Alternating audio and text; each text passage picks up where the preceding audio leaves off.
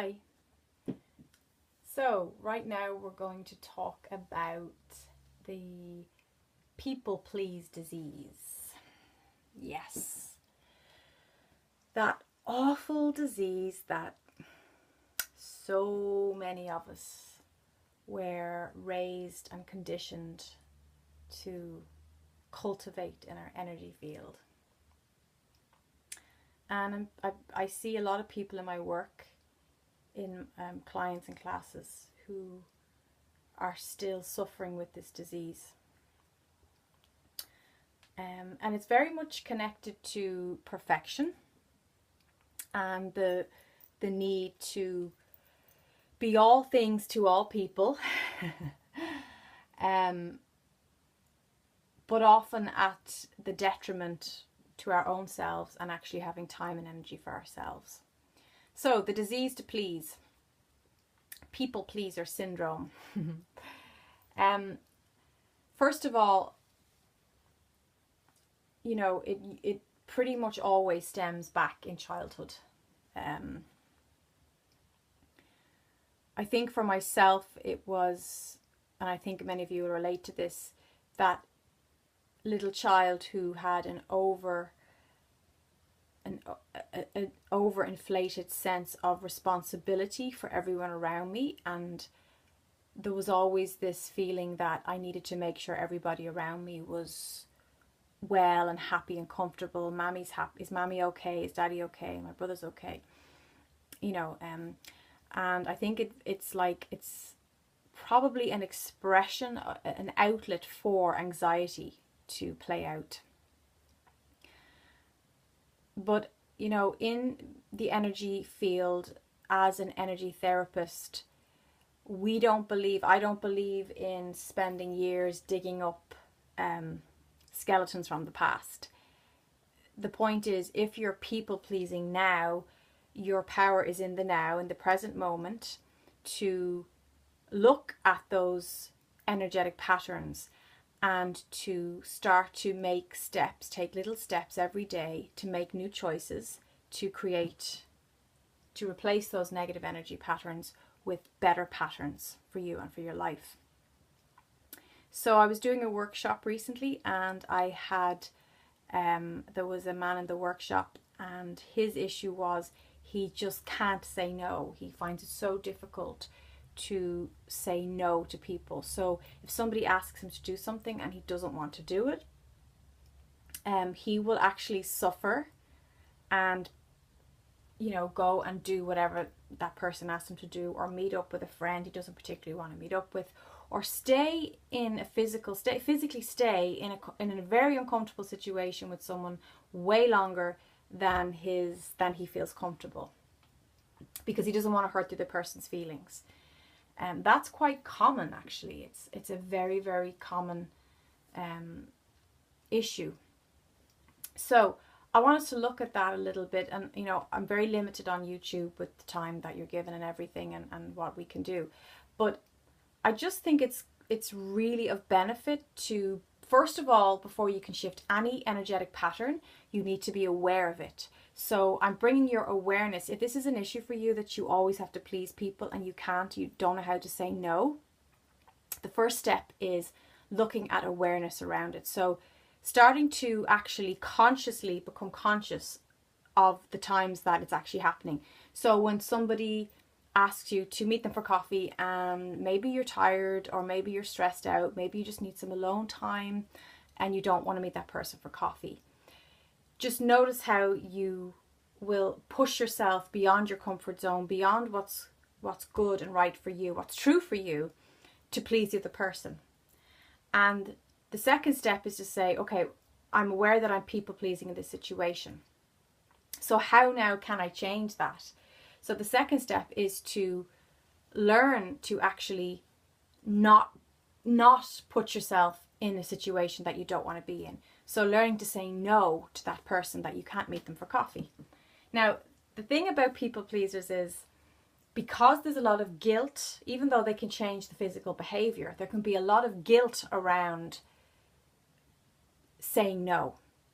So what people pleasers have a tendency to do is they will go out of their way to explain their no, to explain why they're saying no, and to this over justification for why they can't meet you for coffee. And the thing is, the person who's asking you for coffee, it may not be that big a deal to them that you're saying no.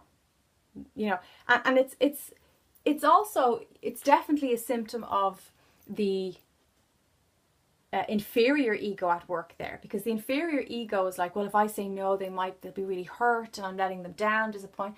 They might actually just be like, okay, whatever, I'll ask so-and-so up the road. It's not that big a deal all the time, but the ego will blow things way out of proportion. So your challenge around the people pleasing and the disease to please is to then, when you learn to say no, and you probably go into your over justification, well, actually, I can't actually meet you for coffee, but that's because I actually have to pick up the kids, and then I've got to, I've really got to go. And it's all this explaining yourself, apologizing because you are saying no to something, because you're creating a boundary, but actually you're taking all the power. You're giving all your power away anyway, because you're over justifying, you're over explaining, you're apologizing for something that you're perfectly entitled to do. You're entitled to say no to something. So the big homework, the big step that I give clients around this is, I say your homework is, you need to learn the next time someone, first of all, you become aware of the pattern. So you notice when you're doing things that are totally against what feels true for you, what feels good for you in this moment. You're putting yourself in situations that you don't want to be in. Maybe you're taking on extra work from your boss. Maybe you're meeting someone you don't want to meet, or going to a party you don't want to go to. Whatever it is, become aware. Know when you're doing it that you're doing it. So if you're going to a party you don't want to go to and you're not ready to break the pattern, just first of all, you have to become aware of your patterns. We have to know what the pattern is before we can shift it. So the second thing is then learning to actually say, no, thank you, I won't be going to the party. And as I said, the tendency will be with people pleasers to over justify, over explain, like profusely apologize, which is not necessary. Because if you truly own your own power and you're truly comfortable with your truth, which is coming from the throat chakra, when you're speaking your truth, you will be able to say no without backing it up with justification. So the third big step, and that's the ultimate quest for you if you're trying to deal with people pleasing and boundaries, is to learn to say no thank you, full stop. No justification, no big apology, no over explaining yourself. You have to learn to say no and to be comfortable in the silence after the no. Because you need to own your no. No means no. You don't need to justify that. You don't need to give them the list of your schedule of why you can't make it, or make up some lie or some excuse because maybe you just don't want to meet that person, or you don't want to be there, you don't want to go to that party. So that's a challenge, especially for people who've been living out this negative energy of people pleasing all their life. So learning to say no, and you can say no with a smile. You can, no. You don't, when the thing is, when you speak your truth from the throat chakra, from the heart, from a place of honesty, integrity and love, people don't get offended. They actually don't feel any intense negative connotation from it. They can feel that it's true. It's your truth in this moment. And the key there is, if they do get offended, if they do, well, you're not going to meet me, you're not going to come to the party. If they do go into a negative, reactive response with you, the step 4 there is for you to learn to step back and say, that's not my stuff. If they're having a tantrum with your no, and if they're having an arrogant response like, hey, who do you think you are telling me no? Your job there is to step back and detach and say, that's not my stuff. because they will try to bring you back into your negative pattern of overly explaining, of over justification, because they will be mirroring back an echo of your old energy pattern. So you see, your job is to say your no, to own that space, and to detach and walk away. Because when you say no to someone, it's a full stop. And if it's not a full stop, you're still giving your power away. So that's the challenge for that. That's a little bit of homework for you to do around your people pleasing, and owning your no, and being comfortable with your no. And as I said, you can say it with a smile, you can say it from the heart. It doesn't need to be a no, but just to note, when we first start doing this work, your no will probably come across as very sharp, very abrupt, kind of no, but that's only because you're not comfortable with your no. You haven't owned your no.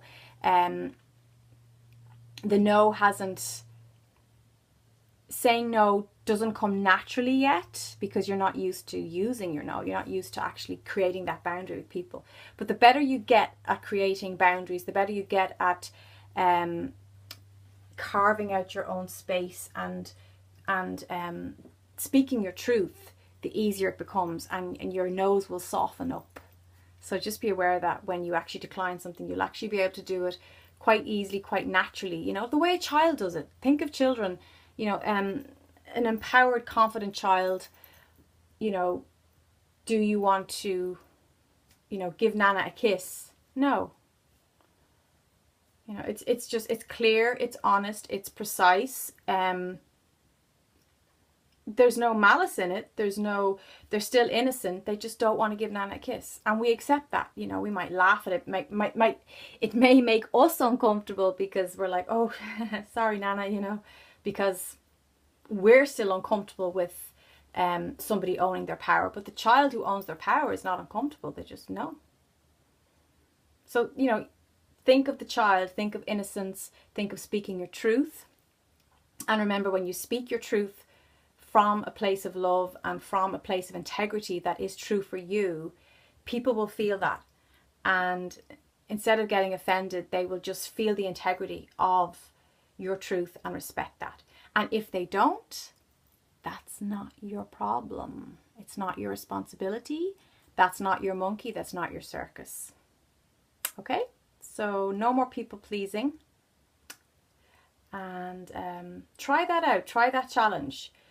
You may struggle with the no and the full stop and the silence afterwards, but as I said, the more you use it, the stronger it gets. So give it a go. Hope that was helpful. Namaste.